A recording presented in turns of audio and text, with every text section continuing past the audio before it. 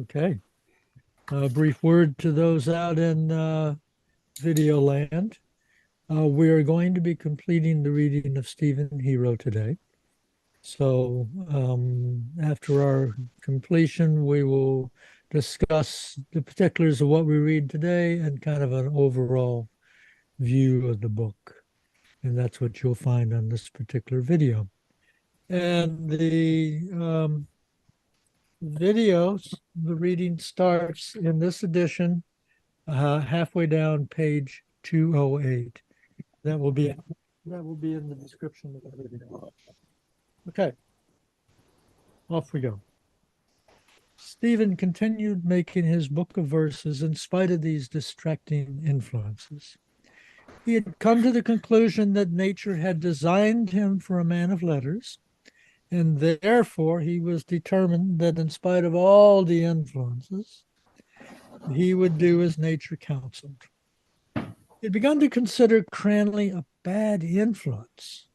Cranley's method and argument was to reduce all things to their food value, though he himself was the most impractical of theorists. And Stephen's conception of art fared very badly from such a method. Stephen held the test of food values an extreme one which, in its utter materialism, suggested a declination from the heights of romanticism. He knew that Cranley's materialism was only skin deep, and he surmised that Cranley chose to express himself in language and conduct of direct ugliness simply because his fear of ridicule and more than diplomatic wish to be well with men urged him to refrain from beauty of any kind. Next, please. He fancied, moreover, that he detected in Cranley's attitude towards him a certain hostility, arising out of a thwarted desire to imitate. Cranley was fond of ridiculing Stephen to his bar companions, and though this was supposed to be no more than banter, Stephen found touches of seriousness in it. Stephen refused to close with this trivial falsehood of his friend and continued to share all the secrets of his bosom as if he had not observed any change. He no longer, however, sought his friend's opinion or allowed the sour dissatisfaction of his friend's moods to weigh with him. He was egotistically determined that nothing material, no favor or reverse of fortune, no bond of association or impulse or tradition should hinder him from working out the enigma of his position in his own way. He avoided his father sedulously because he now regarded his father's presumptions as the most deadly part of a tyranny, internal and external, which he determined to combat with might and main. He argued no further with his mother, persuaded that he could have no satisfactory commerce with her, so long as she chose to set the shadow of a clergyman between her nature and his. His mother told him one day that she had spoken of him to her confessor and asked his spiritual advice. Stephen turned to her and remonstrated hotly with her for doing such a thing. Anne. Okay. It is a nice thing, he said, that you go and discuss me behind my back. Have you not your own nature to guide you, your own sense of what is right, without going to some Father Jack in the box to ask him to guide you? Priests know a great deal of the world, said his mother. And what did he advise you to do? He said if there were any young children in the house, he would advise me to get out away from these as quickly as I could. Them is omitted. Very nicely, said Stephen angrily. That's a pretty thing for you to come and say to a son of yours. I'm simply telling you what the priest advised me to do, said his mother quietly. These fellows, said Stephen, know nothing of the world. You might as well say that a rat in a sewer knew the world. Anyway, you won't repeat what I say to your confessor in future, because I won't say anything. And the next time he asks you, what is that mistaken young man, that unfortunate boy doing, you can answer, I don't know, Father. I asked him and he said I was going to tell the priest. He was making a torpedo. Next, please. The general attitude of women towards religion puzzled and often maddened Stephen. His nature was incapable of achieving such attitude of insincerity or stupidity. By brooding constantly upon this, he ended up by anathemizing Emma as most deceptive and cowardly of marsupials. He discovered that it was a menial fear and no spirit of chastity which had prevented her from granting his request. Her eyes, he thought, must look strange when upraised to some holy image, and her lips when poised for the reception of the host. He cursed her burgher cowardice and her beauty, and he said to himself that though her eyes might cajole the half-witted God of the Roman Catholics, they would not cajole him. In every stray image of the streets, he saw her soul manifest itself, and every such manifestation renewed the intensity of his disapproval. It did not strike him that the attitude of women towards holy things really implied a more genuine emancipation than his own, and he condemned them out of a purely supposititious conscience. He exaggerated their iniquities and evil influence, and returned them their antipathy in full measure. He toyed also with a theory of dualism, which would symbolize the twin eternities of spirit and nature in the twin eternities of male and female, and even thought of explaining the audacities of his verse as symbolical allusions. It was hard for him to compel his head to preserve the strict temperature of classicism. More than he had ever done before, he longed for the season to lift and for spring, the misty Irish spring, to be over and gone. Next, please. He was passing through Eccles Street one misty evening, when all these thoughts dancing the dance of unrest in his brain, when a trivial incident set him composing some ardent verses, which he entitled Villanelle of the Temptress. A young lady was standing on the steps of one of those brown brick houses, which seemed the very incarnation of Irish paralysis. A young gentleman was leaning on the rusty railing of the area. Stephen, as he passed on his quest, heard the following fragment of colloquy, out of which he received an impression keen enough to afflict his sensitivities very severely. Young lady, drawling discreetly, "Oh, yes, I was at the chapel." The young gentleman, inaudibly, I, the young lady softly, "Oh, but you're very wicked." This triviality made him think of collecting many such moments together in a book of epiphanies. By an epiphany, he meant a sudden spiritual manifestation, whether in the vulgarity of speech or of gesture, or in a memorial phase of the mind itself. He believed that it was for the man of letters to record these epiphanies with extreme care, seeing that they themselves are the most delicate and evanescent of moments. He told Cranley that the clock of the ballast office was capable of an epiphany. Cranley questioned the inscrutable dial of Belfast office with his no less inscrutable countenance. "Yes," said Stephen, "I will pass it time after time, allude to it, refer to it, catch a glimpse of it. It is only an item in the catalogue of Dublin's street furniture. Then all at once I see it, and I know at once what it is. Epiphany." Next. What? Imagine my glimpses of that clock at the gropings of a spiritual eye which seeks to adjust its vision to an exact focus. The moment the focus is reached, the object is epiphanized. It is just in this epiphany that I find the third, the supreme quality of beauty. Yes, said Cranley absently. No aesthetic theory, pursued Stephen relentlessly, is of any value which investigates with the aid of the lantern of tradition. What we symbolize in black, the Chinaman may symbolize in yellow. Each has his own tradition. Greek beauty laughs at Coptic beauty, and American Indian derides them both.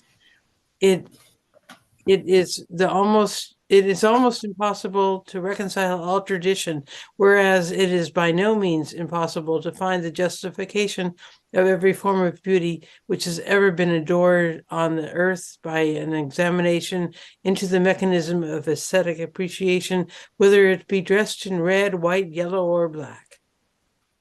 We have no reason for thinking that the Chinaman has any different system of digestion from that which we have thought our diets are quite dissimilar. The apprehensive faculty must be scrutinized in action. Yes, you know what Aquinas says. The three things requisite for beauty are integrity, a wholeness, symmetry, and radiance. Someday I will expand that sentence into a treatise. Consider the performance of your own mind when confronted with any object hypothetically beautiful. Your mind, to apprehend that object, divides the entire universe into two parts, the objects and the void which is not the object. To apprehend it, you must lift it away from everything else, and then you perceive that it is in one's one integral thing, that is a thing. You recognize its integrity, isn't that so? And then, next, please. That is the first quality of beauty. It is declared in a simple, sudden synthesis of the faculty which apprehends. What then? Analysis then. The mind considers the object in whole and in part, in relation to itself and to other objects, examines the balance of its parts, contemplates the form of the object, traverses every cranny of the structure. So the mind receives the impression of the symmetry of the object. The mind recognizes that the object is, in the strict sense of the word, a thing, a definitely constituted entity. You see? Let us turn back, said Cranley. They had reached the corner of Grafton Street, and as the footpath was overcrowded, they turned back northwards. Cranley had an inclination to watch the antics of a drunkard who had been ejected from a bar in Suffolk Street, but Stephen took his arm summarily and led him away. Now for the third quality. For a long time, I couldn't make out what Aquinas meant. He uses a figurative word, a very unusual thing for him, but I have solved it. Claritas is quidditas. After the analysis, which discovers the second quality, the mind makes the only logical possible synthesis and discovers the third quality. This is the moment which I call epiphany. First, we recognize that the object is one integral thing. Then we recognize that it is an organized composite structure, a thing, in fact. Finally, when the relation of the parts is exquisite, when the parts are adjusted to the special point, we recognize that it is that thing which is. Its soul, its whatness, leaps to us from the vestment of its appearance. The soul of the commonest object, the structure of which is so adjusted, seems to us radiant. The object achieves its epiphany. Having finished his argument, Stephen walked on in silence. He felt Cranley's hostility, and he accused himself of having cheapened the eternal images of beauty. For the first time, too, he felt slightly awkward in his friend's company, and to restore a mood of flippant familiarity, he glanced up at the clock of the ballast office and smiled. It has not epiphanized yet, he said. Next. Cranley stared solidly down the river and held his peace for a few minutes, during which the expounder of the new aesthetic repeated his theory to himself all over again. A clock at the far side of the bridge chimed, and simultaneously Cranley's thin lips parted for speech. I wonder, he said. What? Cranley continued to stare towards the mouth of the Liffey like a man in a trance. Stephen waited for the sentence to be finished, and then he said again, What? Cranley then faced about suddenly and said with flat emphasis, I wonder, did that bloody boat, the Sea Queen, ever start? Stephen had now completed a series of hymns in honour of extravagant beauty, and these he published privately in a manuscript edition of one copy.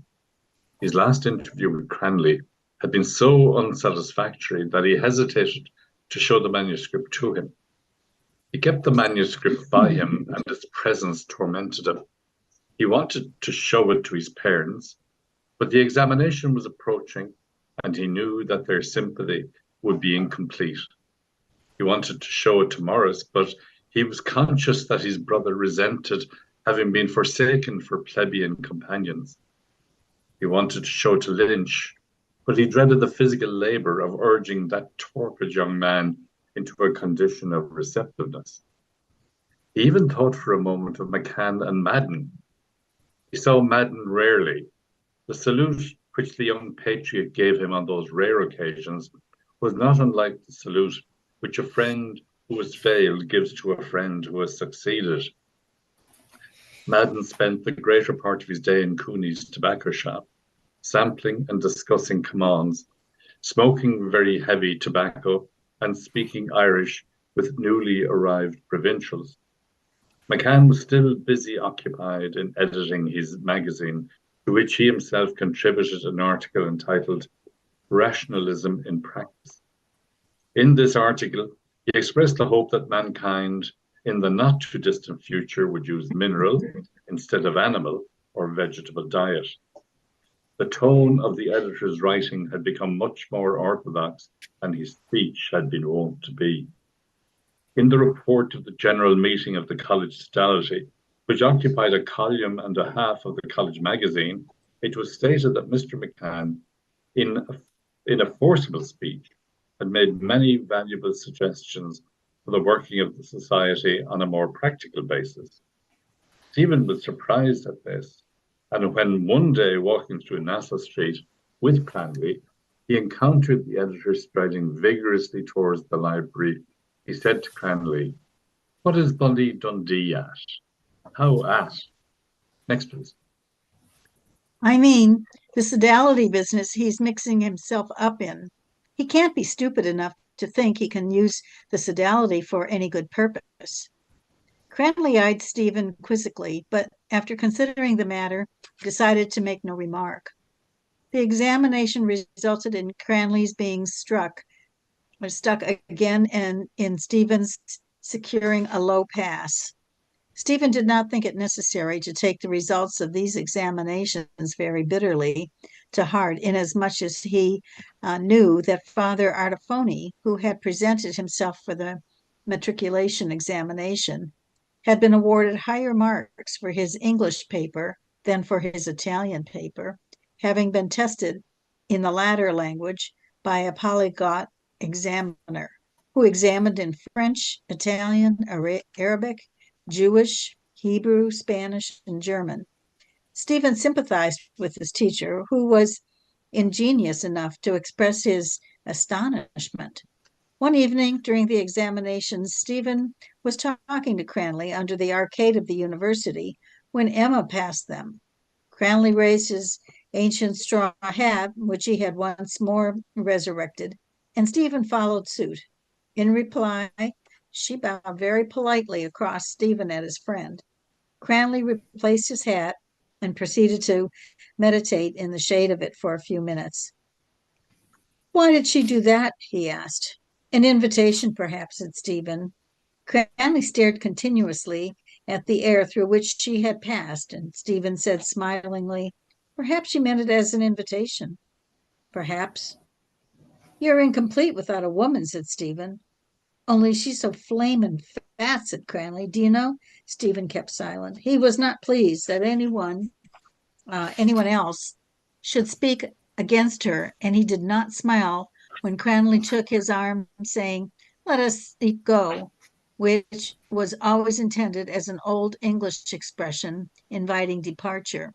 Stephen had long ago debated with himself the advisability of telling Cranley that the expression should be amended, but Cranley's persistent emphasis of the word "eke" acted as a deterrent. Next. The announcement of the result of the examination led to a domestic squabble. Mr. Dedalus ransacked his vocabulary in search of abusive terms and ended by asking Stephen what were his plans for the future. I have no plans. Well then, the sooner you clear out, the better. You've been having us, I see. However, with the help of God and his Holy Mother, I'll write to Mullingar the first thing in the morning. There's no use in your godfather wasting any more of his money on you. Simon, said Mrs. Dedalus, you always go to the fair with the story. Can't you be reasonable? Reasonable, but he damned. Don't I know the set he's got into? Lousy-looking patriots and that football chap in the Knickerbockers. I'll tell you the God's truth, Stephen. I thought you'd have more pride than to associate with such a canaille. I don't think Stephen has done so badly in his exam. He hasn't failed, and after all, she will put in her word, you know, said Mr. Dedalus to his son. That's a hereditary habit. Her family, you know, by God, they know anything you can ask them down to the making of the mainspring of a watch. Fact. You oughtn't run away with the story, Simon. Many fathers would be glad to have such a son. You needn't interfere between me and my son. We understand each other. I'm not saying anything to him, but I want to know what he's been doing for 12 months. Stephen continued, tapping the blade of his knife on the edge of his plate. What have you been doing? Thinking. Thinking? Is that all? And writing a little. I see. Wasting your time, in fact. I don't consider it a waste of time to think. Next, please. I see. You see, I know these bohemian chaps, these poets, who don't consider it a waste of time to think. But at the same time, they're damn glad to borrow an odd shilling now and then to buy chops with. How will you like thinking when you have no chops? Can't you go for something definite, some good appointment in a government office? And then, by Christ, you can think as much as you like. Study for some first-class appointment. There are plenty of them. And you can write at your leisure, unless perhaps you would prefer to be a loafer, eating orange peels and sleeping in the park. And Stephen made no reply. When the harangue had been repeated 5 or 6 times, he got up and went out. He went over to the library to look for Cranley, and not finding him in the reading room or in the porch, went to the Adelphi Hotel. It was a Saturday night, and the rooms were crowded with clerks. And the clerk from the Agricultural Board office was sitting in the corner of the bar with his hat pushed well back from his forehead, and at once Stephen recognized the dark ooze which was threatening to emerge upon his heated face. He was occupied in twirling his moustache in the crook of his index finger, and in glancing between the barmaid's face and the label of his bottle of stout. The billiard room was very noisy. All the tables were engaged, and the balls hopped onto the floor every minute or so. Some of the players played in their shirt sleeves. Cranley was sitting solidly on the seat that ran alongside the tables, watching a game. Stephen sat beside him in silence, also watching the game. It was a 3-handed game. An elderly clerk, evidently in a patronizing mood, was playing 2 of his junior colleagues. The elderly clerk was a tall, stout man who wore gilt spectacles on a face like a red shriveled apple. He was in his shirt sleeves, and he played and spoke so briskly as to suggest that he was drilling rather than playing. The young clerks were both clean-shaven. One of them was a thick-set young man who played doggedly without speaking. The other was an effervescent young man with white eyebrows and a nervous manner. Cranley and Stephen watched the game progress, creep from point to point. The heavy young man put his ball onto the floor 3 times in succession, and the scoring was so slow that the marker came and stood by the table as a reminder that the 20 minutes had passed. Passed. The players chalked their cues oftener than before, and seeing that they were in earnest about finishing the game, the marker did not say anything about the time, but his presence acted upon them. Next, please. The elderly clerk jerked his cue at the ball, making a bad stroke, and stood back from the table, blinking his eyes and saying, "Missed that time." The effervescent young clerk hurried to his ball, made a bad stroke, and looking along his cue said, "Ah." The dogged young man shot his ball straight into the top pocket, a fact which the marker registered at once in the broken marking board. The elderly clerk peered for a few critical seconds over the rim of his glasses, made another bad stroke, and at once proceeding to chalk his cue, said briefly and sharply to the effervescent young man, "Come on now, White, hurry up now." The hopeless pretense of those 3 lives before him, their unredeemable servility, made the back of Stephen's eyes feel burning hot. He laid his hand on Cranley's shoulder and said impetuously, "We must go at once. I can't stand it any longer." They crossed the room together, and Stephen said, "If I had remained another minute, I think I would have begun to cry." "Yes, it is bloody awful," said Cranley. "Oh, hopeless, hopeless," said Stephen, clenching his fists. Next, please. Chapter 26.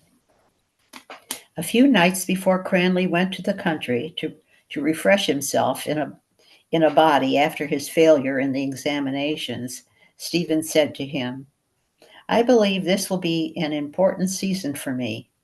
I intend to come to some decision as to my course of action." "But you will go for a second arts next year."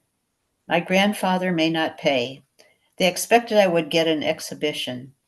"And why didn't you?" asked Cranley. "I will think things out," said Stephen, "and see what I can do." "There are 100 things you can do." "Are there, Faith?" "We'll see. I might want to write to you. What is your address?" Cranley affected not to hear this question. He was picking his teeth with a match, very deliberately and scrupulously, occasionally halting to insert his tongue carefully into some crevice before continuing the process of picking. He spat out what he dislodged. His straw hat rested mainly on the nape of his neck, and his feet were planted far apart. After a considerable pause, he returned to his last phrase as if he had been inwardly reviewing it. Next, please. Hundreds of things. Stephen said, "What is your address in the country?" "My address? Oh, you see, it's really impossible, to say what my address would be. But you won't come to any decision before I come back. I'm almost sure I'll go in the morning, but I want to see at what time there's a train." "We looked before," said Stephen, 9:30. "No, I think I must go up to Harcourt Street to see what time there's a train." They walked slowly in the direction of Harcourt Street. Stephen, refusing to nurse ill feeling, said, "What mysterious purpose is concealed under your improbable prosyness? Please tell me that. Have you anything in your mind's eye?" "If I had a mysterious purpose," said Cranley, "I wouldn't be likely to tell you what it was." "I have told you a great deal," said Stephen. "Most people have some purpose or other in their lives. Aristotle says that the end of every being is its greatest good. We all act in view of some good." "Couldn't you be more precise? You don't wish me to write gospel about you, do you? Are you really thinking of being a pork butcher?" "Yes, really. Would you not think of it? You could wrap your sausages in your love poems." Stephen laughed. "You mustn't think that you can impose on me, Cranley," he said. "I know you are damnably romantic." At Harcourt Street, they went to the timetable, and after a glance at it, Stephen said mischievously, 9:30, as I told you. You see, you wouldn't take a fool's word for it." "That's another train," said Cranley impatiently. Next, please. Stephen smiled with enjoyment while Cranley began to examine the chart, murmuring the names of the stations to himself and calculating time. In the end, he seemed to arrive at some decision, for he said to Stephen, "Let us eat go." Outside the station, Stephen pulled his friend's coat sleeve and pointed to a newsbill which was exposed to the public gaze on the roadway, held down at the corners by 4 stones. "Have you seen this?" They stopped to read the bill, and 4 or 5 people also stopped to read it. Cranley read out the items in his flattest accent, beginning at the headline: Evening Telegraph, meeting, Nationalist meeting at Ballinrobe, important speeches, main drainage scheme, breezy discussion, death of a well-known solicitor, mad cow at Cabra, literature. "Do you think it requires great ability to live that life successfully?" asked Stephen, when they were once more on the way. "I suppose you consider literature the most important thing there?" "You take up that view of the world, I'm sure, out of pure perversity. You try to prove me abnormal and diseased, but it is easy to prove that the well-known solicitor was diseased and abnormal. Insensibility is a mark of disease. He may have been what would call an artist. Yes, of course. And as for the temptation which Satan was allowed to dangle before the eyes of Jesus, it is, in reality, the most ineffectual temptation to offer to any man of genius. The well-known solicitor might succumb to it, but for Jesus, the kingdom of this world must have been a very empty phrase indeed, at least when he had outgrown a romantic youth. Satan really is the romantic youth of Jesus, reappearing for a moment. I had a romantic youth too, and I thought it must be a grand thing to be a material Messias. That was the will of my Father, who will never be in heaven. But now such a thought arises in my mind only in moments of great physical weakness. So I regard that view of life as the abnormal view for me. A few days ago, I walked out to Howth for a swim, and while I was going round the side of the head, I had to take a little ribbon off a path that hung high over the rocks. What side of Howth? Next. Near the Bailey. Very good.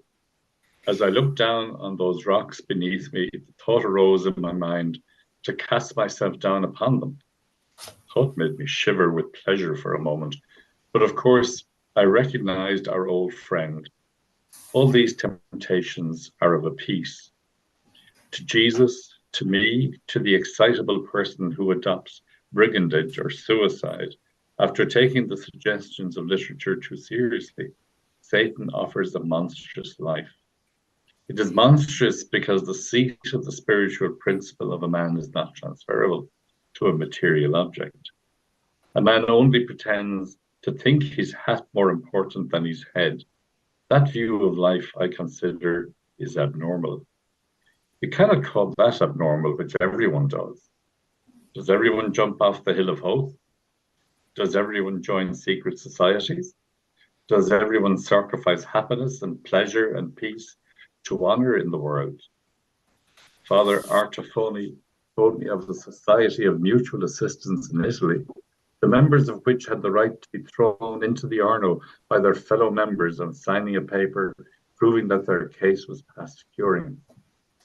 At Noblet's Corner, where they always halted, they found Temple declaiming to a little ring of young men.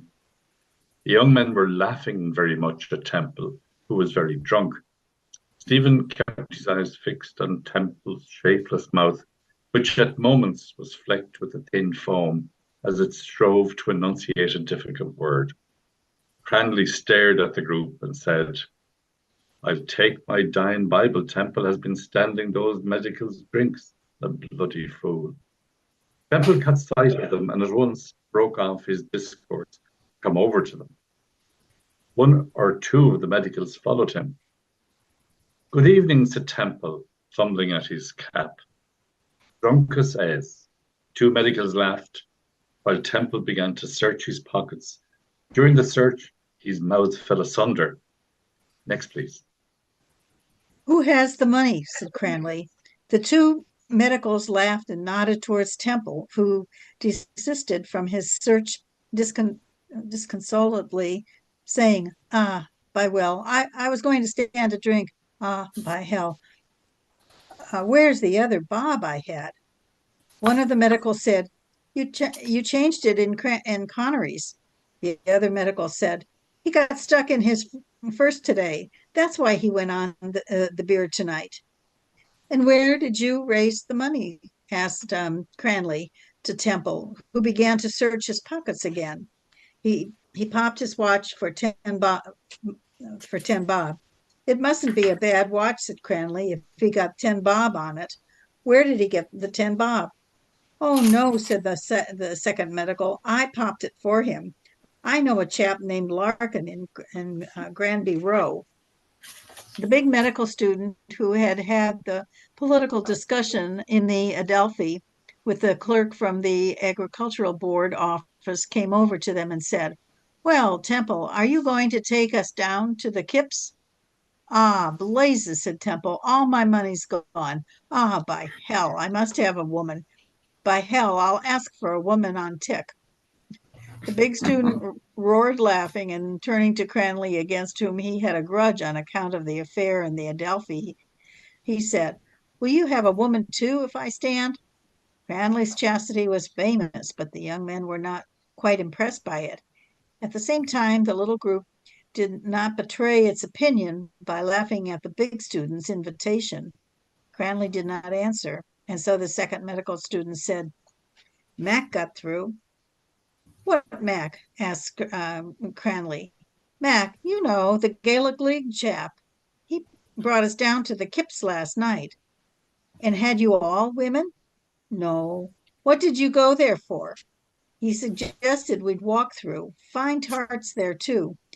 They were running after us, man. It was a fine skit. Aye, and one of them hit Mac because she said he insulted her." Next. What did he do? "No, I don't know. He said, 'Get along, you dirty whore,' or something like that." "What did Max say?" "He said he'd charge her if she followed him any further." "Well, I'll stand women all around if Cranley has one," said the big student, who was in the habit of making a single inspiration serve him for a half-hour's conversation. "Ah, by hell," Temple said. "Have you heard the new parable about the monkeys in Barbary?" "Marvelous parable. Flanagan told me."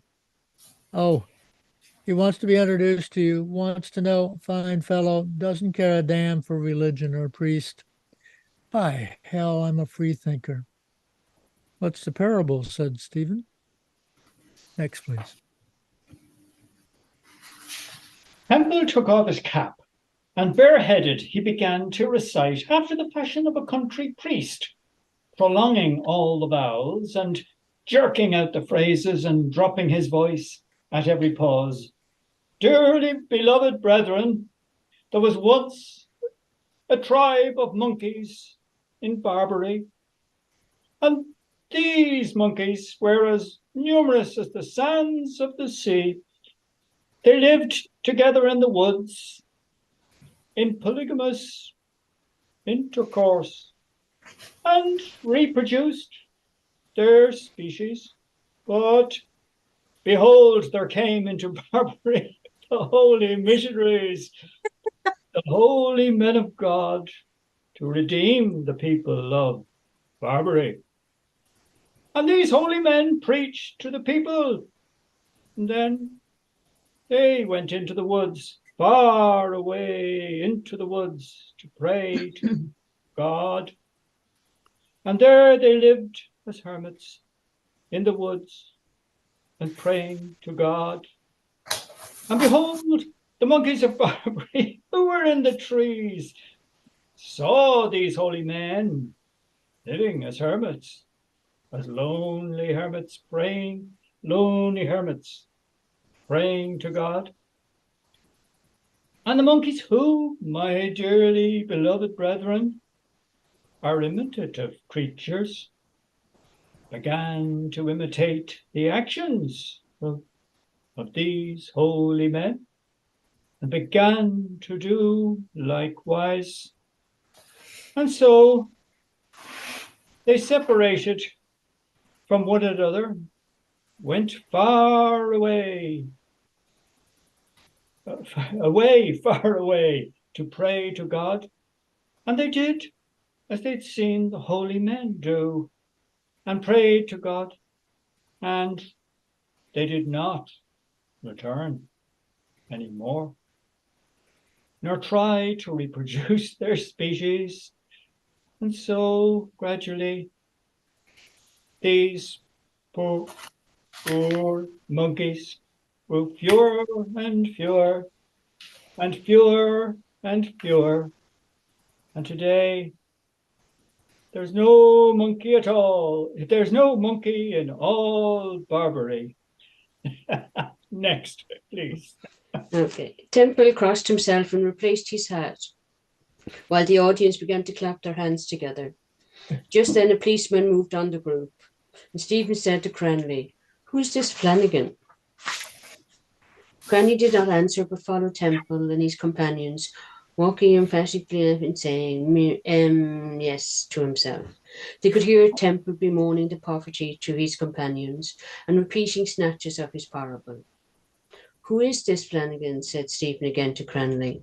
"Another bloody fool," said Cranley in a tone which left the comparison open. A few days later, Cranley went to Wicklow. Stephen spent his summer with Morris. He told his brother what troubles he anticipated when the college term reopened, and together they discussed plans for living. Morris suggested that the verses should be sent to a publisher. "I cannot send them to a publisher," said Stephen, "because I have burned them." "Burned them?" "Yes," said Stephen curtly. "They were romantic." In the end, they decided that it would be best to wait until Mr. Fulham made his intentions known. Mrs. Dedalus called one day to see Father Butt. She did not report her interview fully, but Stephen understood that Father Butt had at first prescribed a clerkship in Guinness's as a solution of the young man's difficult case. And when Mrs. Dedalus had shaken her head incredulously, he had asked to see Stephen. He had thrown out hints about some new arrangement of the college, which would necessitate new appointments. These hints were fed upon by Stephen's parents. The next day, Stephen called to the college to see Father Butt. Next, please. "Oh, come in, my dear boy," said Father Butt when Stephen appeared at the door of the little uncarpeted bedroom. Father Butt began to talk a great deal about general topics without saying anything definite, but asking Stephen over and over again for an expression of opinion, which was always studiously withheld. The young man was very much bewildered. At last, after much rubbing of his chin and many blinkings of the eyes, Father Butt asked what were Stephen's intentions.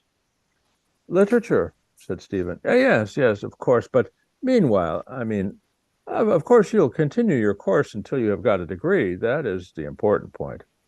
"I may not be able," said Stephen. "I suppose you know that my father is unable to." "No," said Father Butt joyfully. "I'm so glad you've come to the point. That is just it. The question is whether we can find anything for you to enable you to finish your course here. That is the question." Stephen said nothing. He was convinced that Father Butt had some offer or suggestion to make, but he was determined not to help him in bringing it out. Father Butt continued blinking his eyes and rubbing his chin and murmuring to himself, "That's the difficulty, you see." In the end, as Stephen held his peace sacredly, Father Butt said, "There might be, it's just occurred to me, an appointment here in the college, 1 or 2 hours a day. That would be nothing.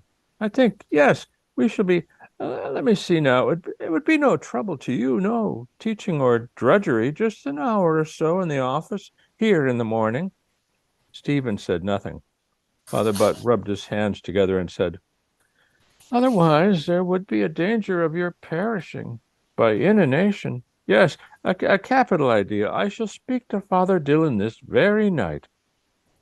Stephen, somewhat taken by surprise, though he had anticipated some such proposal, murmured his thanks, and Father Butt promised to send him a letter in the course of a day or two. Next, please.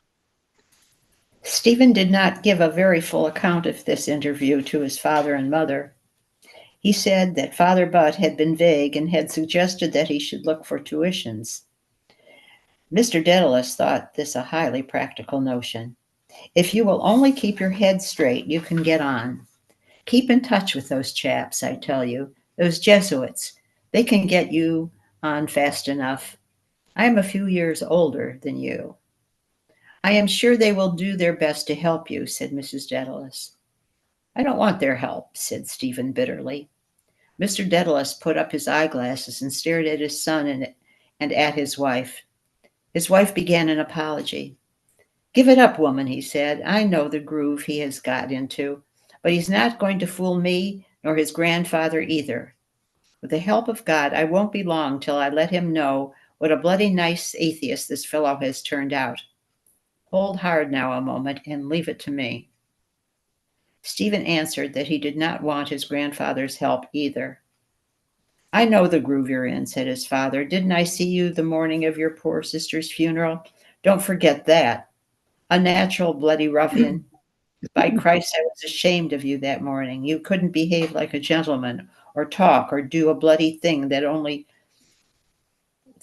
slink over in a corner with the hearse drivers and mutes, by God. Who taught you to drink pints of plain porter? Might I ask, is that considered the proper thing for a artist to do? Next, please. Stephen clasped his hands together and looked across at Maurice, who was convulsed with laughter. What are you laughing at? Said his father. Everyone knows you're only this fellow's jackal. Stephen was thirsty, said Maurice. By God, he'll be hungry as well as thirsty one of these days, if you ask me. Stephen gave details of his interview to Maurice. Don't you think they're trying to buy me? He asked. Yes, that's evident, but I'm surprised at one thing. What's that? That the priest lost his temper when speaking to Mother. You must have annoyed the good man a great deal. How do you know he lost his temper? Oh, he must have when he suggested to her to put you on the books of a brewery. That gave the show away. Anyhow, we can see what right these men have to call themselves spiritual counselors of their flocks. Yes, they can do nothing for a case like yours, which presents certain difficulties of temperament. You might as well apply to a policeman. Perhaps his notion was that my mind was in such a state of disorder that even routine would do it good. I don't think that was his notion. Besides, they all must be liars in that case, for they all have expressed great admiration for your clearness in argument. A man's mind is not in intellectual disorder. It's not in intellectual disorder because it refuses assent to the doctrine of the Blessed Trinity. By the way, said Stephen, do you notice what understanding and sympathy exists between me and my parents? Isn't it charming? Yet there are plenty of people who would consider them my best friends for having advised me as they have done. It seems absurd to call them enemies or to denounce them. They want me to secure what they consider happiness. They would like me to accept anything in the way of money at whatever cost to myself. And will you accept? If Cranley were here, I know he would put that question. I know how he would put that question. How? Of course you will accept. I have already told you my opinion of that young gentleman, said Maurice tartly. Lynch, too, would say you'd be a damn fool if you didn't take it. And what will you do? Refuse it, of course. I expect you would. How could I take it? Asked Stephen in astonishment. Not well, I suppose. The following day, a letter arrived from Stephen. Tom. Yeah. Dear Mr. Dedalus, I have spoken to our president regarding what we discussed a few days ago. He is greatly interested in your case and would like to see you at the college any day this week between 2 and 3. He thinks it may be possible to find something for you, such as I suggested, a few hours or so daily, to enable you to continue your studies. That is the main point. Sincerely yours, D. Butt, S.J. Stephen did not call to see the president, but replied to Father Butt by letter. Dear Father Butt, Allow me to thank you for your kindness.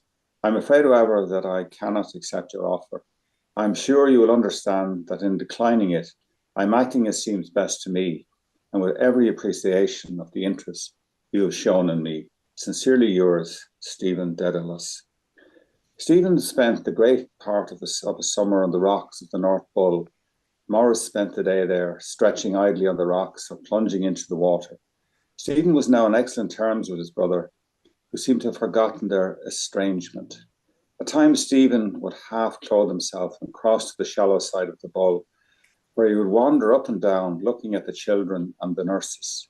He used to stand to stare at them sometimes, until the ash of a cigarette fell on his coat. But though he saw all that was intended, he met no other Lucy, and he usually returned to the Liffey side, somewhat amused at his dejection, and thinking that if he had made his proposal to Lucy instead of to Emma, he might have met with better luck. Next. Well, as often as not, he encountered dripping Christian brothers or disguised policemen, apparitions which assured him that whether Lucy or Emma was in question, the answer was all one. The two brothers walked home from Dollymount together. They were both a little ragged looking, but they did not envy the trim-dressed clerics who passed them on their way home. When they came to Mr. Wilkinson's house, they both paused outside to listen for sounds of wrangling, and even when all seemed peaceful, Morris's first questions to his mother when she opened the door was, "Is he in?" When the answer was no, they both went down to the kitchen together. But when the answer was yes, Stephen only went down, Morris listening over the banisters to judge from his father's tones whether he was sober or not. If his father was drunk, Morris retired to his bedroom, but Stephen, who was untroubled, discoursed gaily with his father. Their conversation always began, "Well," in a tone of extreme sarcasm, "might I ask where you were all day?" "At the Bull." "Oh," in a mollified tone. "Had a dip?" "Yes." "Well, there's some sense in that. I like to see that. So long as you keep away from those canaille," in a suspicious tone. "Surely you weren't with Knickerbockers or some of those noblemen?" "Quite sure." "That's all right. That's all I want. Keep away from them. Was Morris with you?" "Yes." "Where is he?" "Upstairs, I think." "Why doesn't he come down here?" "I don't know." Again, in a tone of ruminative sarcasm. "By God, you're a loving pair of sons, you and your brother."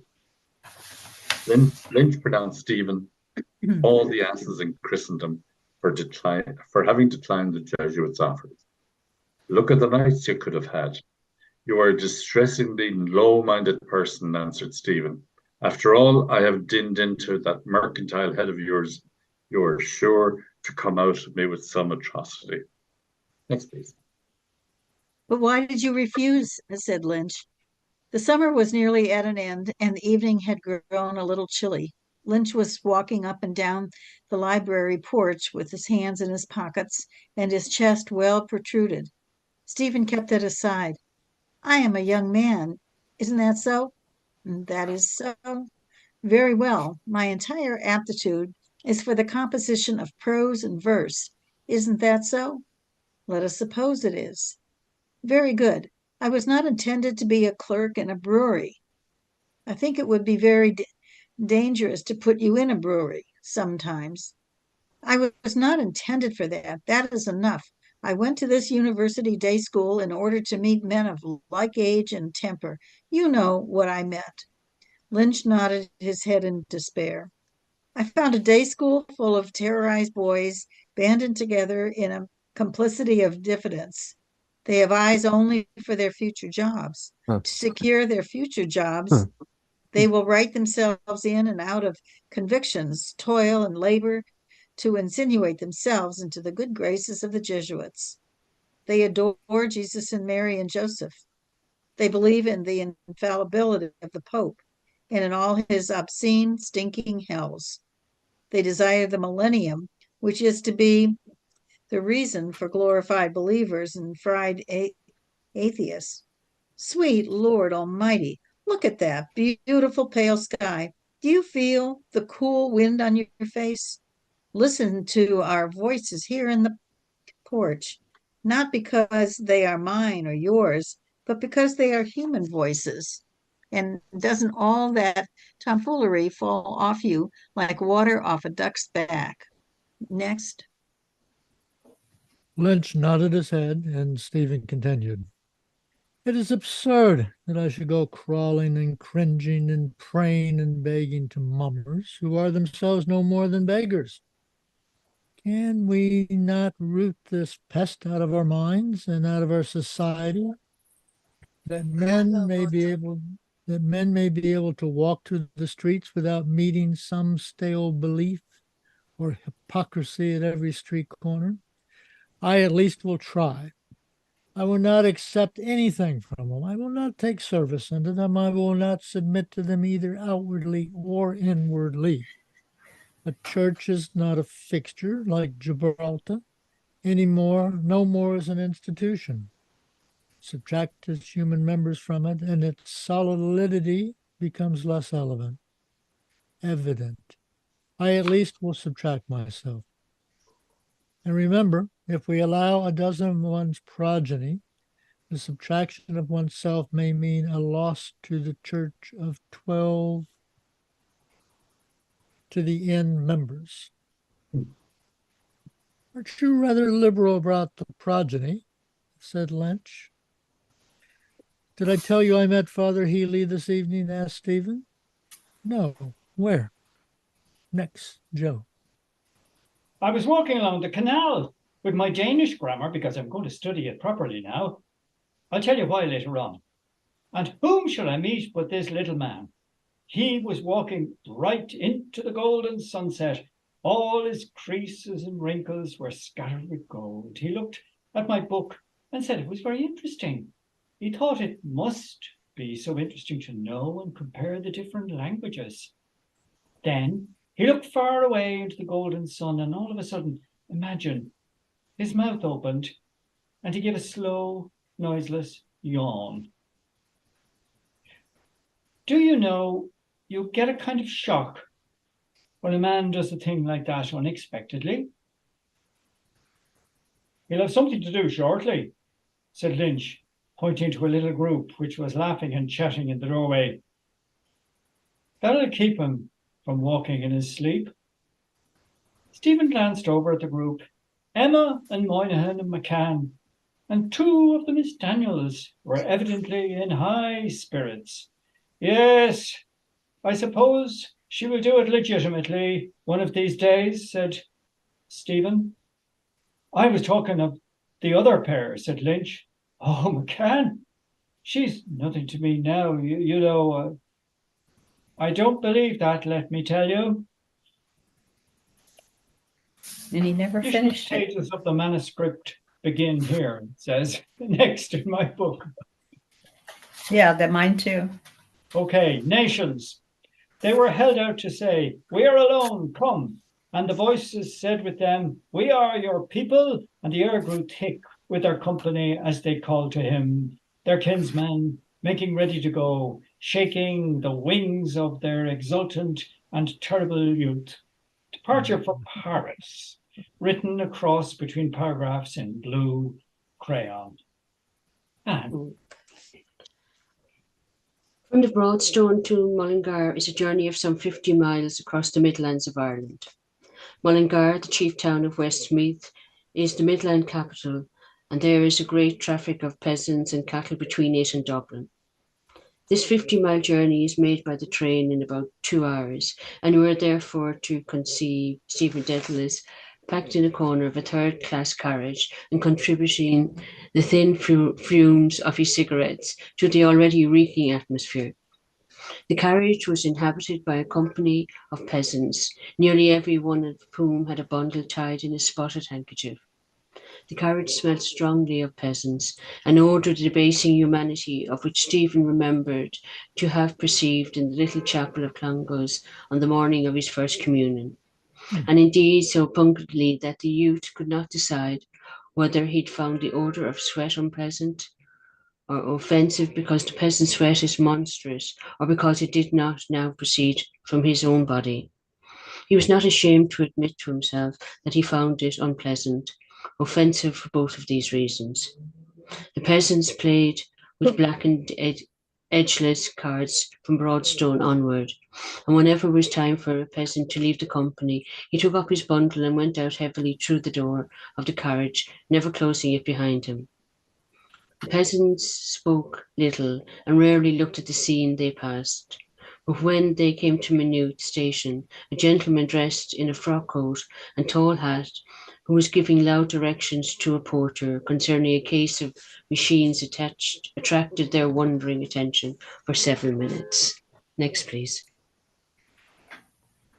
I don't have this text, so whoever's next. That's me, Bill. At Mullingar, Stephen took his neat little valise down from the rack and descended to the platform. When he had passed through the claws of the ticket collectors, he paused for a few minutes in indecision before he was sighted by the driver of a small, dark green trap. The driver asked, was he the young gentleman for Mr. Fulham, and on Stephen's answering yes, invited him to climb up beside him on the seat. So they set off easily. The trap, which was not very clean, tilted a good deal, and Stephen looked once or twice anxiously at his oscillating valise. But the driver said he need have no fear. The driver, when he had said this a few times in the same words, fell silent a while, and then asked, didn't Stephen come from Dublin? Reassured on this point, he fell silent again, and began with a deliberate whip to flick flies off the ill-groomed hide between the shafts. Next, please.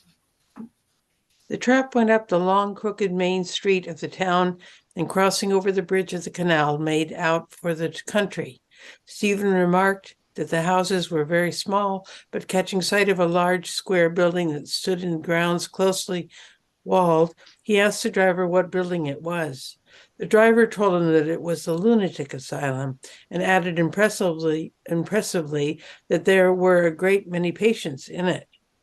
The road wound through heavy pasture lands, and in field after field, Stephen saw herds of cattle fattening. Sometimes these cattle were in the charge of a drowsy peasant, but oftener they were left to themselves and moved slowly from marsh to dry land, and from dry land to marsh as the will took them. Little cottages along the road were covered with overblown roses, and in many of the doorways there would stand a woman gazing silently over the flat country. Now and again a peasant plodding along the road would give the driver the time of day, and if he judged Stephen worthy of the honor, fumble at his hat. Proceeding in this manner along the dusty road, the trap gradually drew near Mr. Fulham's house. Next, please. Tom. You have to unmute.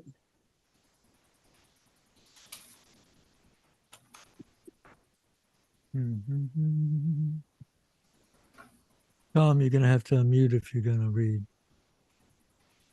Are you there? Oh, sorry, yeah. No, the last two pieces are not in what I have here. It says two pages missing. So it picks up where he arrives at the cottage, but I might pick it up later on. Okay. So, It was an old. Sorry. Donna, do you have the? It was in a regular old house. Blah blah blah. Yep. Okay. It was an old irregular house, barely visible from the road and surrounded by a fair plantation. It was reached by an untended drive, and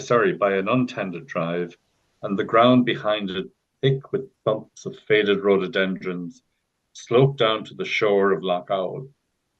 The lodge was a whitewashed cottage, at the door of which a little child in a chemise sat eating a big crust of bread. The gate was open and the trap turned up the drive. After a circular tour of a few hundred yards, the trap reached the door of the old discoloured house. As the trap drew up to the door, a young woman, advanced to meet it with a quiet, dignified gait. She was dressed completely in black, and her dark hair was brushed plainly off her temples. She held out her hand. "Welcome," she said. "My uncle is in the orchard. We heard the noise of the wheels." Stephen touched her hand slightly and bowed. "Dan, leave that valise in the hall for the present, and you, Mr. Dedalus, are to come along with me. I hope you are not fatigued by your journey. It is so tiresome travelling." "Not in the least." She led the way along the hall and through a little glass door in a great square orchard, the nearer half of which was still sunny region. Here, screened by a broad straw hat, Mr. Fulham was discovered sitting in the basket chair. He greeted Stephen very warmly and made the usual polite inquiries. Miss Howard had brought out a little tray containing fruit and milk, and the visitor gladly ate and drank, for the dusts of the road had invaded his throat. Mr. Fulham asked a great many questions about Stephen's studies and tastes, while Miss Howard stood beside his chair in silence. At a pause in the interrogation, she took up the tray and carried it into the house. When she came back, she offered to show Stephen the orchard, and Mr. Fulham, returning at the same moment to his newspaper, she led the way down a walk of currant bushes. Next, please. Stephen had found his godfather's questions a somewhat severe ordeal, and he revenged himself on Miss Howard by a counterfire of questions concerning the names and seasons and prospects of her plants. She answered all his questions carefully, but with the same air of indifferent exactness which marked all her acts. Her presence did not awe him as it had done when he had last met her, and he thought that perhaps the uncontaminated nature which he had then imagined accusing him was no more than an unusual dignity of manner. He did not find this dignity of hers very congenial, and his new fervor of youth was vitally piqued by her lack of animation. He decided in favor of some definite purpose of hers and against a mechanical discharge of duties, and said to himself that it would be an intellectual game for him to discover it. He set this task to himself all the more readily since he suspected that this purpose guiding her conduct must be inimical to his present genial impulses and would probably elude him out of instantaneous distrust and seek natural safety in flight. The fugitive impulse would be prey for him, and at once he summoned all his faculties to the chase.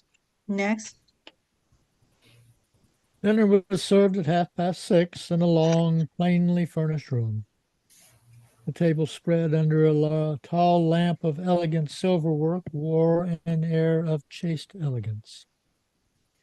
It was a slight trial on Stephen's hunger to accept these cold manners, and in the warmth of his relish for food, he condensed the strange attitude of human beings as ungrateful and unnatural. The conversation was also a little mincing, and Stephen heard the word charming and nice and pretty too often to find them agreeable. He discovered the weak point in Mr. Fulham's armor very fully. Very soon, Mr. Fulham, like most of his countrymen, was a persuaded politician. Most of Mr. Fulham's neighbors were primitive types, and he, in spite of the narrowness of his ideas, was regarded by them as a man of ripe culture. In the discussion which took place over a game of bezique, Stephen heard his godfather explain to a more rustic proprietor the nature of the work done by the missionary fathers in civilizing the Chinese people. He sustained the proposition that the church is also the chief repository of secular culture, and that the tradition of learning must derive from the monks. He saw in the pride of the church the only refuge of men against a threatening democracy, and said that Aquinas had anticipated all the discoveries of the modern world. His neighbor was published to discover the whereabouts of the souls of the Chinese people in the other life. Mr. Fulham left the problem at the door of God's mercy. At this stage of the discussion, Miss Howard, hitherto silent, said that there were 3 kinds of baptism, and her statement was accepted as a closure. Joe. Stephen was a long time in doubt as to the motive of his godfather's patronage. The second day after his arrival, as they were driving back from a tennis tournament, Mr. Fulham said to him, "Isn't Mr. Tate your English professor, Stephen?" "Yes, sir." "His Buller Westmeath.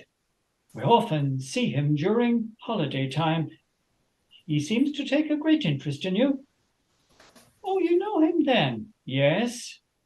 He's laid up at present with a bad knee, or I'd write to him to come over here. Perhaps we may drive over to see him one of these days. He's a very well-read man, Stephen." "Yes," said Stephen. "Tennis tournaments, military bands, rustic cricket matches, little flower shows were resorted to for Stephen's entertainment. At these functions, he remarked that his godfather was very openly humoured, and Miss Howard very respectfully courted, and he began to suspect that there was money somewhere in the background. These entertainments did not amuse the youth. His manner was so quiet that he often passed unnoticed and remained unintroduced. Sometimes an officer would send a glance of impolite inquiry at the cheap-looking white shoes he wore, but Stephen always looked his enemy in the face. After a short trial of eyes, the youth would usually procure a truce. He was surprised to find that Miss Howard discharged her social duties with such apparent goodwill. He was displeased and disappointed to hear her make a pun one day, a pun which, though it was not very clever, raised a polite laugh from 2 scrupulous lieutenants. Mr. Fulham was old and honoured enough to allow himself the luxury of admonishing publicly whenever occasion arose. One day, an officer told a humorous story which was intended to poke fun at countrified ideas. Mr. Fulham said, "Our peasants may be ignorant of many things." Anne. The story was this. The officer and a friend found themselves one evening surprised by a heavy shower far out on the Killicon Road and forced to take refuge in a peasant's cabin. An old man was seated at the side of the fire smoking a dirty cutty pipe, which he held upside down in the corner of his mouth. The old peasant invited his visitors to come near the fire, as the evening was chilly, and said he could not stand up to welcome them decently, as he had rheumatics. The officer's friend, who was a learned young lady, observed a figure scrawled in chalk over the fireplace and asked what it was. The peasant said, "My grandson Johnny done that the time the circus was in the town." He'd seen the pictures on the walls and began pestering his mother for 4pence to see the elephants. But sure, when he got in and all, devil elephant was it in it. But it was him drew that there. The young lady laughed and the old man blinked his red eyes at the fire and went on smoking evenly and talking to himself. I've heard tell them elephants is most natural things, that they have the notions of a Christian. I once seen myself a picture of niggers riding of one of them and beating blazes out of them with a stick. Begorra, you'd have more trouble with the children. Is in it now than with one of them big fellows. Okay, next please. The young lady, who was much amused, began to tell the peasant about the animals of prehistoric times. The old man heard her out in silence and then said slowly, "Ah, there must be terrible queer craters in that lather end of the world." Stephen thought that the officer told the story very well, and he joined in the laugh that followed it. But Mr. Fulham was not of his opinion and spoke out against the moral of the story rather sententiously. It is easy to laugh at the peasant. He is ignorant of many things which the world thinks important. But we mustn't forget at the same time, Captain Starkey, that the peasant stands perhaps nearer to the true ideal of a Christian life than many of us who condemn him. I do not condemn him, answered Captain Starkey, but I am amused. Our Irish peasantry, continued Mr. Fulham with conviction, is the backbone of the nations. Next, please. Backbone or not, it was in the constant observance of the peasantry that Stephen chiefly delighted. Physically, they were almost Mongolian types, tall, angular, and oblique-eyed. Stephen, whenever he walked behind a peasant, always looked first for the prominent cheekbones that seemed to cut the air, and the peasants in their turn must have recognized metropolitan features, for they stared very hard at the youth as if he were some rare animal. One day, Dan was sent into the town to buy some medicine at the druggist's, and Stephen went in with him. The trap stopped in the main street before the druggist's, and Dan handed down the order to a ragged boy, telling him to take it into the shop. The ragged boy first showed the paper to an equally ragged friend, and then went into the shop. When they came out, they stood at the door of the shop, gazing alternately from Stephen to the horse's tail and back again. While they were thus gazing, they were confronted by a lame beggar who advanced towards them, gripping his stick. Next, please. Go ahead. Yeah. Okay. Go ahead, Don. It was yous called out names after me yesterday.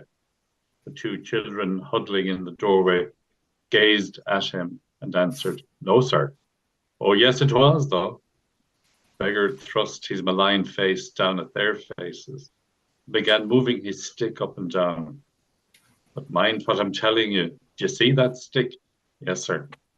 "But if ye call out after me the next time, I'll cut yous open with that stick. I'll cut the livers out of you." Proceeded to explain himself to the frightened children. "Do you hear me now? I'll cut yous open with that stick. I'll cut the livers and the lights out of you." This incident was stolidly admired by a few bystanders, who made way for the beggar as he limped along the footpath. Dan, who had watched the scene from the trap, now descended to the ground, and asking Stephen to look to the horse, went into a very dirty public house. Stephen sat alone in the car, thinking of the beggar's face. He'd never before seen such evil expressed in a face. He had sometimes watched the faces of prefects as they pandied boys with a broad leather bat, but those faces had seemed to him less malicious than stupid, dutifully inflamed faces. The recollection of the beggar's sharp eyes struck a fine chord of terror in the youth, and he set himself to whistle away the keen throb of it. After a few moments, a fat young man with a very red head came out of the druggist's shop, holding two neat parcels. Stephen recognized Nash, and Nash testified that he recognized Stephen. Stephen recognized Nash, and Nash testified that he recognized Stephen by changing complexion very painfully. Stephen could have enjoyed his old enemy's discomfiture had he chosen, but disdaining to do so, he held out his hand instead. Nash was junior assistant in the shop, and when he learned that Stephen was on a visit to Mr. Fulham, his manner was tinged with discreet respectfulness. Stephen, however, soon put him at his ease, and when Dan emerged from the grimy public house, the two were engaged in familiar chat. Nash said Mullingar was the last place God made, a God-forgotten hole, and asked Stephen how he could stick with it. Next, please. Anne, are you there? If you're there, you need to turn on the microphone. Okay. I only wish I was back again in Dublin. That's all I know. How do you amuse yourself here? Asked Stephen. Amuse yourself? You can't. There's nothing here. But haven't you concerts sometimes? The first day I came here, I saw some bills up about a concert. Oh, that's off. Father Lohan put the boots on that, the PP, you know.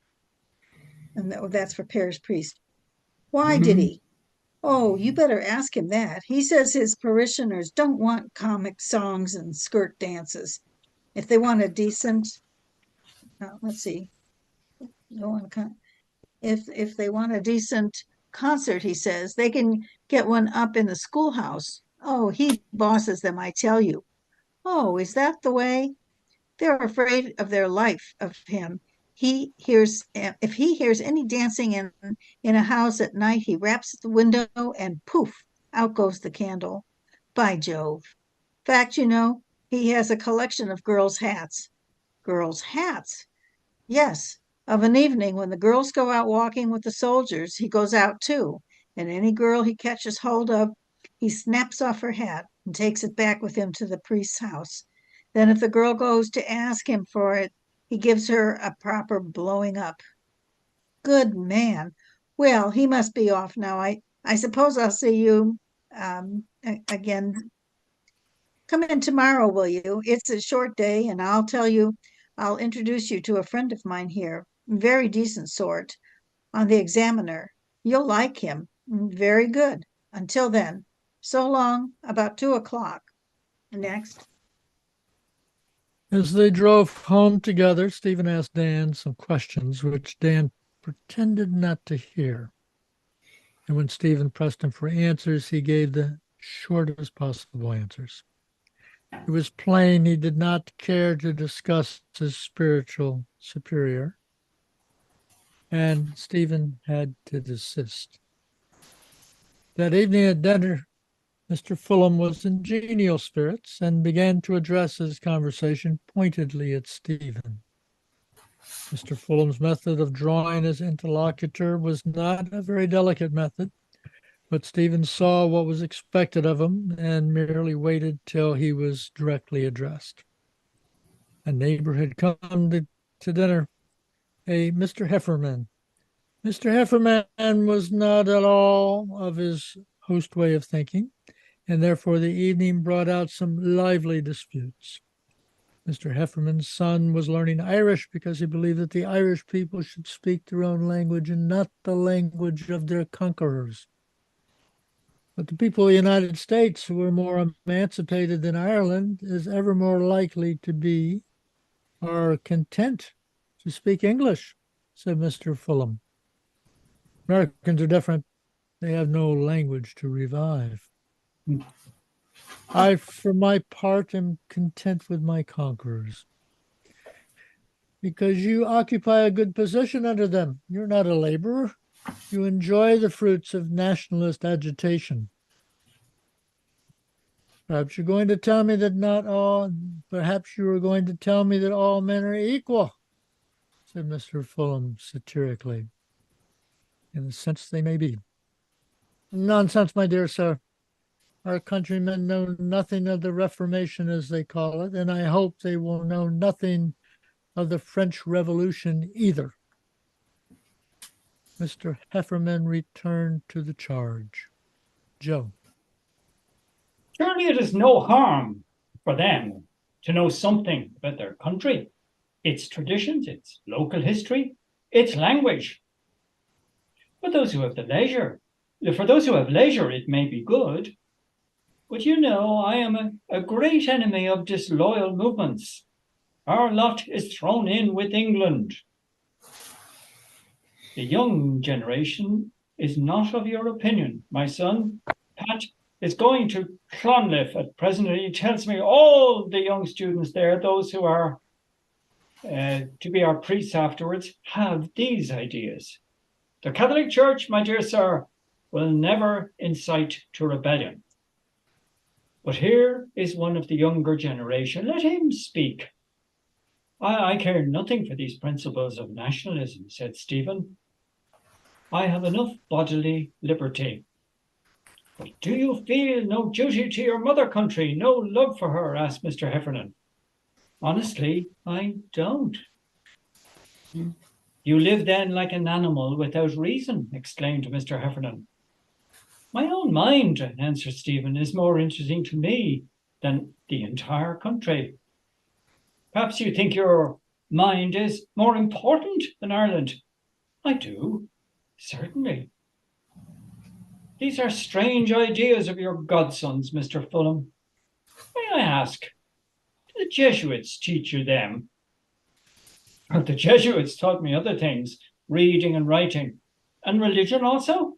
Naturally, what doth it profit a man to gain the whole world if he lose his soul? Nothing, of course, that is quite so, but humanity has claims on us. We have a duty to our neighbour. We have received a commandment of charity. I hear so, said Stephen at Christmas. Mr. Fulham laughed at this, and Mr. Heffernan was stung.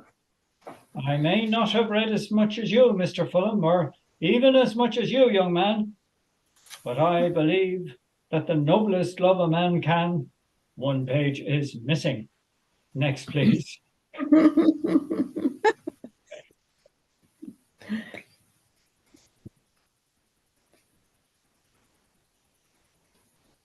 Ann Who's is next? gone, and I believe, and Bill is gone, and we're up with Joan. Oh, yeah. Do you have the page, Joan? No, Oh, that's right. Oh, what about Anne? She was before me. Sorry. Ann is gone. She Oh, had to she's leave. gone. Yeah. Jesus was not of your opinion, Mr. Hefferson, said Stephen. You speak very boldly, young man, said Mr. Hefferman reprovingly. I am not afraid to speak openly, answered Stephen, even of the parish priest. You use the holy name glibly for one so young. Not an execration. I mean what I say. The ideal presented to mankind by Jesus is one of self-denial, of purity, and of solitude. The ideal you present to us is one of revenge, of passion, and of immersion in worldly affairs. It seems to me that Stephen is right, said Miss Howard. I can see, said Mr. Fulham, what these movements tend to. It is impossible for us all to live the lives of hermits, exclaimed Mr. Hefferman desperately. We can combine the two lives by living as Catholics should, doing our duty to God first, and then the duties of our station in life, said Mr. Fulham, leading comfortably on the last phrase. You can be a patriot, Mr. Hefferman, said Stephen, without accusing those who do not agree with your irreligion. I never accused. Come now, said Mr. Fulham genially. We all understand each other. Next, please. Stephen had enjoyed this little skirmish. It had been a pastime for him to turn the guns of orthodoxy upon the orthodox ranks and see how they would stand the fire. Mr. Heffernan seemed to him a typical Irishman of the provinces, assertive and fearful, sentimental and rancorous, idealist in speech and realist in conduct. Mr. Fulham was harder to understand. His championing of the Irish peasant was full of zealous patronage. His ardor for the church was implicit with his respect for the feudal distinctions and his natural submissions to what he regarded as a dispenser of these distinctions. He would enforce his aristocratic notions in a homely way. Come on now, Mr. So-and-so, you buy cattle on fair day in the town? Yes. And you go the race course and make a bet or two as you fancy? I must admit I do. And you pride yourself on knowing a thing or two about coursing? I think I do. Then how can you say there is no aristocracy of breed in men, since you know it exists in animals? Mr. Fulham's pride was the pride of the burgher in the costly, burdensome canopy which he had exerted and loves to sustain. He had an affectation of the feudal machinery and desired nothing better than it should crush him, a common wish for the human adorer, whether he cast himself under juggernaut or prayed God with tears of affection to mortify him or swoon under the hands of his mistress. To the sensitive inferior, his charity would have offered intolerable pain of mind, and yet the giver would use neither the air nor the language of the self-righteous. His conceptions of human relations might perhaps have passed for a progressive conception in the ages when the earth was thought to be scaphoid, and had he lived then, he might have been reputed the most enlightened of slave owners. As Stephen watched, the old man gravely handed his snuff and the latter perforce appeased, inserting a large hand therein. He thought, Call from 1, 2. next, please. Hold on there. My Sorry, godfather. Oh, sorry, Tom. Tom, I'm sorry, I accidentally muted you when I was trying to mute Joan, so you have to unmute. My godfather is the papal ambassador to Westmeath. Nash was waiting for him at the door of the shop, and they walked down the main street together towards the examiner office. In the window, a white fox terrier's head could be seen over a dirty brown blind, and his intelligent eyes were the only signs of life in the office. Mr. Garvey was sent for and presently sent in a word that his two visitors were to come into the Grenville Arms. Mr. Garvey was found sitting at the bar with his hat pushed back, far from the glowing forehead. He was chaffing the barmaid, but when his visitors entered, he stood up and shook hands with them. Then he insisted on their joining him in a drink. The barmaid was chaffed again by Mr. Garvey and by Nash, but always within limits. She was a genteel young person of very tempting figure. While she was polishing glasses, she indulged in a flirty, gossipy conversation with the young men. She seemed to have the life of the town at her finger ends.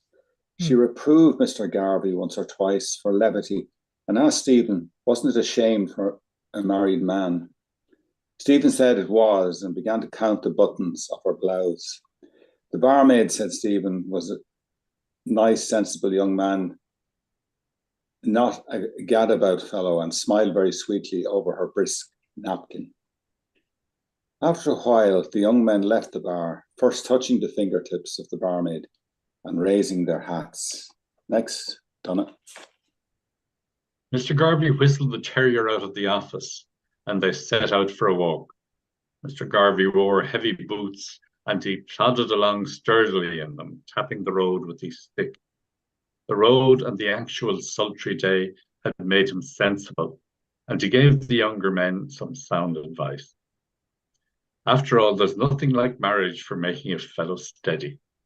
Before I got this sit on the examiner here, I used to knock about with the lads and booze a bit. You know, he said to Nash. Nash nodded. Now, I've a good house, said Mr. Garvey, and I go home in the evening, and if I want to drink, well, I can have it.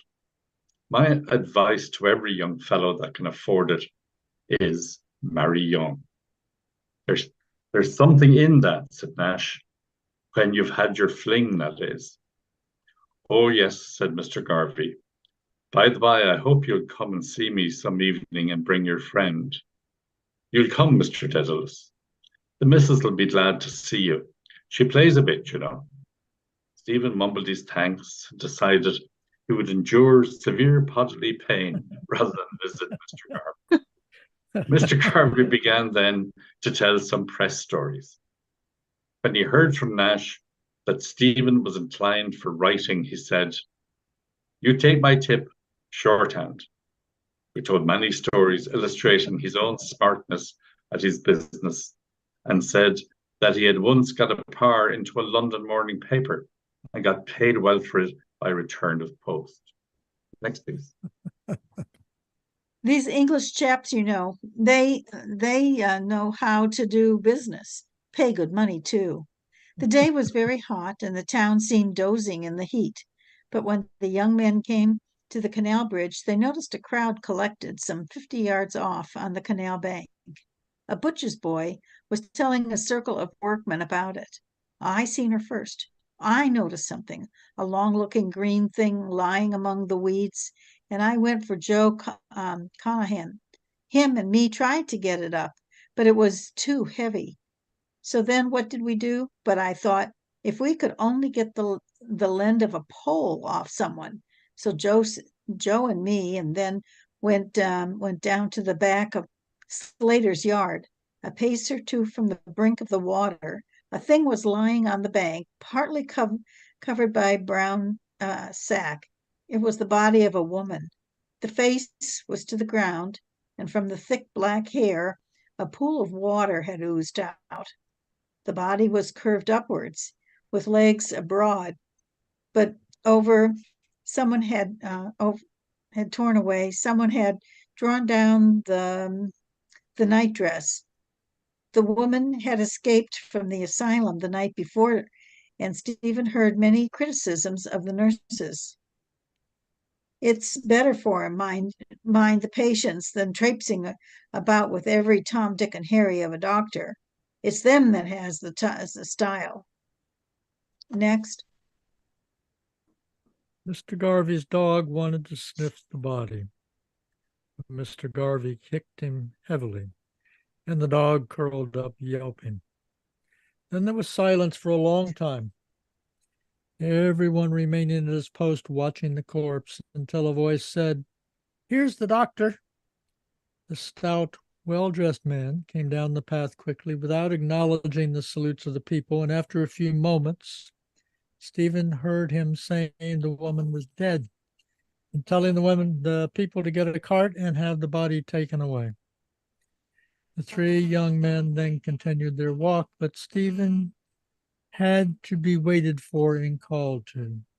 He remained behind, gazing into the canal near the feet of the body, looking at the fragment on paper on which was printed "The Lamp" magazine.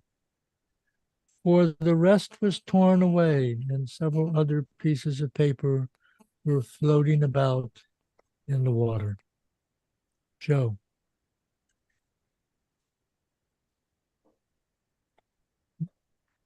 You need to unmute. Yeah, My manuscript is finished. Oh, Yeah. okay. Okay. Who has one final paragraph? I do. Okay, we'll do it in the order. Katrina, did you say you had it? Okay. I guess Katrina. No. It would be Katrina. Am I the only one? No, you're not the only one. You and Donna and Ann have the final paragraph. If you want to take your choice, you can either read it all the way through or split it up, however you want to do it. I'll split it with Donna. Anne's gone, right? No, Oh, I'm other- here. Ann That's okay. Miser, Ann Yeah. Miser. The other That's Anne. Anne. Okay. I'll split it. The afternoon was well advanced before the young men separated. Stephen bade his friends goodbye, promising to renew acquaintance very soon, and took a path through the fields. Next, please. The ground was very treacherous and he slipped off and into bog water. However, he found a broad highway over the bog, and here he was as secure as on the road. The sun was declining, and against the deep gold of the western sky, the figures of some bending turf cutters were outlined. Next, please. He reached Mr. Fulham's house by a back road, and climbing over the fence came up through a little wood. As he walked on the soft grass, he made no noise. At the edge of the wood, he stood still. Miss Howard was leaning on the high painted gate fence facing the sunset. The full glow of the sunset had covered her somber vesture with streaks of rust and scattered spangles of rust upon her somber hair. Stephen came towards her, but when he was a few paces, The end. The end. Bravo. Well done. Good. Yeah. Uh-huh. to be continued In our minds. or imagined. Yeah, to be imagined. Oh, Oh my goodness. I did not Yeah. expect this at the end. Yeah. Yeah. No. Piece by piece, we finished it. Yeah. Yeah, it's very, very different. I mean, Yes. Yeah. it's so curious. It makes me realize that Joyce is he's an urban writer, Yeah. yes. and Yeah. that he's really struggling with describing country life. I mean, Yeah. it's phenomenal, really. Yeah. And the contrast is amazing. I mean, and how he just kind of, I mean, I'm really glad he wrote this. It ain't great writing at all, but it's very intriguing writing. Yes. And the contrast is his normal writing, even in Stephen Hero is just like blatantly different. And then we have Stephen out in the country. He's usually in the city too. Mm-hmm. Mm-hmm.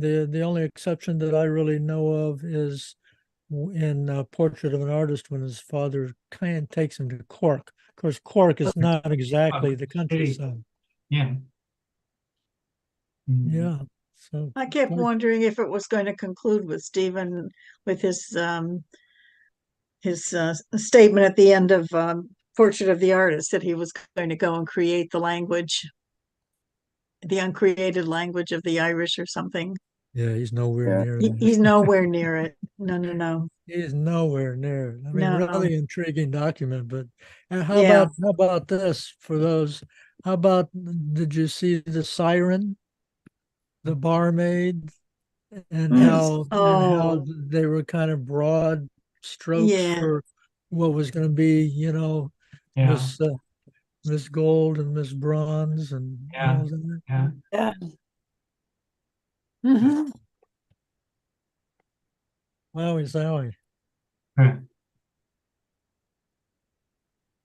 All right. Did you say, Joe, that they may have come up with more pages recently?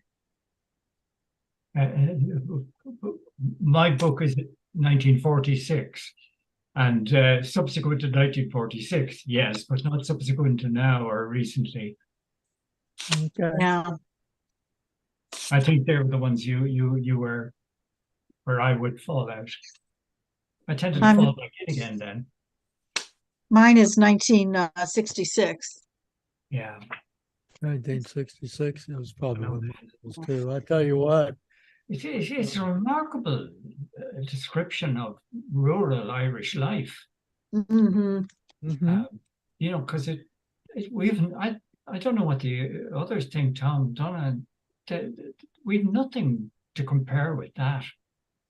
The comely maidens dancing at crossroads and the glorification of the rural life. And here we see it in all its, the mental home, the local asylum. Yeah. Mhm.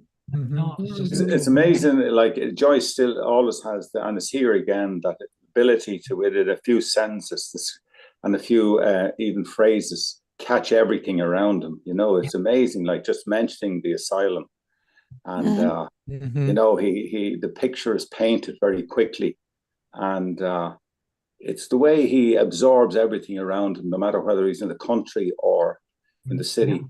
But the country is completely new to him. So he's Mhm. noticing all these things which the country people themselves don't notice whatsoever. Yeah.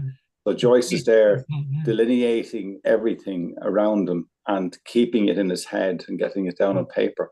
And it's so good to read. Like, I mean, you really enjoy reading it, Yeah. the way Joyce writes it. So yeah, it's fabulous. Yeah, it was great to He's have read rapping this. on the window if he hears music. Yeah. Yeah. The priest. Wow. Yeah. Mhm. Yeah. Mhm. But I There's wonder so- wonder why the woman committed suicide, or did she from the asylum, the one that drowned? There could be, I could think of easily think of 10 different scenarios. Yeah. Yeah. Or more. Particularly because apparently she had something over her top, almost like a beret bag or something. Mhm. So there could have been some skullduggery involved in it. Yeah. But I think the thing that the real technique of Joyce, because like I say, this is not very well written, though it's fascinating, is that he's just so fearless in his observation. Mm. He'll just go, to whatever is in front of him and grasp it all. It's amazing. And his interactions and the argument between Mr. Fulham and the other Mr. Mm. Heffernan. Mhm, That's quite something. mhm. And I think they're going back to not the very last bit, but the other part there, that little thing where he's talking to Lynch and he says, "Look at the beautiful pale sky. You feel the cool wind on your face." It's, you know, and the voices here on the porch, not because they are mine or yours, but because they are human voices. You know, it's fabulous the way he kind of, and doesn't all that tomfoolery fall off you like the water off a duck's back. Again, in a few sentences, he just describes what he was after Mhm. and shedding everything else, all this Catholicism and all the rest of it. Yeah. Mhm. Mhm. And I think the humanism of Joyce is another thing that is there all the time, you know. Quiet. Yeah. My edition from 1944 ends with that, with Lynch. I mean, it has none of the Mullingar. Yeah. Yeah. So does your edition tell you when that remaining manuscript was found, or? Let's see. Well, the one I have says that it was published in 1950. The extra piece was published in 1950, but even that isn't complete, Bill.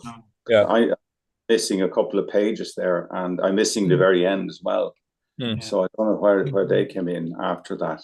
You know, I know a guy that I'll probably ask, Richard Gerber, who does rare book stuff in New York.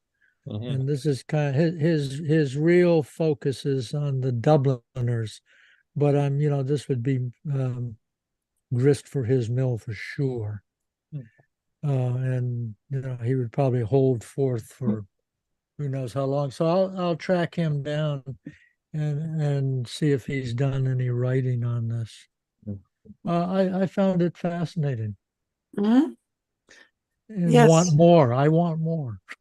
Yeah. Yeah, I would read all 1,000 pages if it was available, Yeah. Oh, absolutely.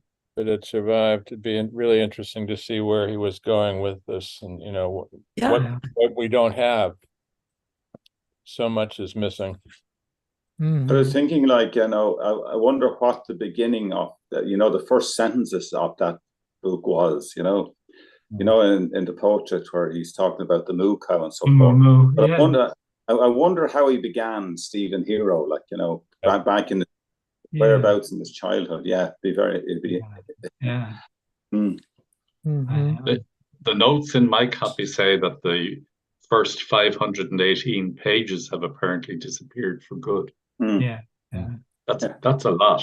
That's a lot. 500? Oh my goodness.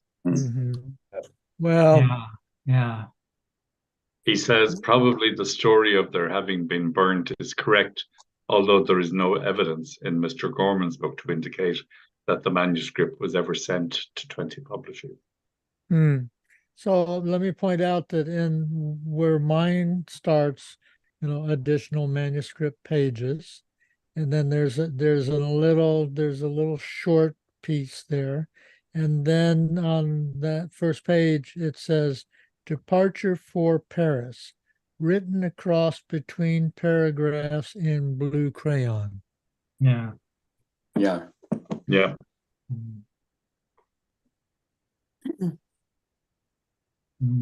Wowie zowie. Well, that was fun. I didn't expect us to be reading quite so long into the time, but it was worth it. I certainly don't mind. No, it's no problem. I was really surprised to find him speaking so clearly about the issue of clerks. And I know from reading John Carey wrote a book in the 1990s about the revulsion of the intellectuals for the masses, and the masses as represented by the suburbs of cities and the clerks and the growth in clerks. They viewed them as being incapable of high artistic appreciation of high art. And here it all is. This is why Stephen won't take a job in the brewery. Mm-hmm. He doesn't want to be one of the masses. He wants to be an artist. Yeah, and I like the way Morris says to him, it'd be dangerous for you to work in a brewery, you know. Yeah, but he's thinking of he'd be dipping into the stuff. Yeah. Yes. It's the actual drudgery and the having to heel all the time to some foreman or manager or something like that. This work of Carey, I'm just reading one sentence from the blurb, he exposes the revulsion from common humanity in George Bernard Shaw, Ezra Pound, D.H. Lawrence, E.M. Forrester, Virginia Woolf, H.G. Wells, and goes on. W.B. Yeats is there too, and other canonized writers. He relates this to the cult of the Nietzschean Superman, which found its ultimate exponent in Adolf Hitler. And here's Joyce, the young man. He's obviously in touch with the thought process and the movements that are among the intellectuals. So I think that's the book, Intellectuals and the Masses, an amazing book. Wait, hold it up again. John Carey, The Intellectual and the Masses. Okay. The Intellectuals and the Masses and the Literary Intelligentsia, 1880 to 1939. I'm thinking of Ezra, sort of as well. But it's like the idea. I mean, when was this written? When did we hear at the start? This is 1905 type, is it? 1903, yeah. So it's very, very early on in that, yeah. And earlier on, we heard him talking about the value of his labor and how to, they were discussing careers, and they want a career that maximizes the income and minimizes their labor input. So he's using labor cost economics, which is communism, Marxism. And like he's in touch with all things. He's what age? Like he's 20 years of age. 20, right. Early 20s. Well, I forget the name of the book, but Sherwood Anderson in the United States has this amazing book that shows the transition from craftsmanship to the factorization of skilled labor. And it's a really fascinating document to read because, I know myself, I wasn't really aware of that, but there was a particular time, probably the Sears house kit was the most appalling example of it. But where suddenly the craftsmen, these men who were very skilled carpenters and very skilled stonemasons, they found themselves having a lot of trouble finding work. Oh, yeah. And they were replaced extremely quickly by mass fabrications. Yeah. And same thing today. There's big discussion at the moment, isn't there? Like the artists are on strike. Artificial intelligence writing movies. Yeah. And I did a little thing recently where I got interested in what is coding all about. And so I conferred with a young friend of mine who's quite a good coder and actually knows machine coding and all that. And he said, well, take a look at this. And I didn't get that far, but I got far enough to realize, oh my God, what it must do to a person to have to do that sort of work all the time. It's extremely tedious work. Yeah, I studied computer languages and, did program in machine code and that sort of thing. And yeah, it is, but it's when you solve a problem, it doesn't have to be solved again, and it doesn't have to be coded again. Right. So you like, this is like a long time ago when I was studying that, but it's all now so automated. Everything is so automated. very, very simple to do. And if you get a knotty problem and you might put a week's work into it, it never has to be solved again. They call it a routine, and that routine, they call it an app Yeah. nowadays. And that app is then just sold on. And yeah, so I don't know how many problems are left in the world to be coded. Well, I'm sure that there are still many problems in the world. Oh, but, yeah, it's but infinite. would you not tend to agree, Joe, that there is a difference between the coding in your time and the coding that most people have to do now? Well, essentially not. You know, it's all looping and branching. There are only two types. You loop around iteratively and you branch off on if this, if that, if the other. But I mean, I don't know any of the modern languages.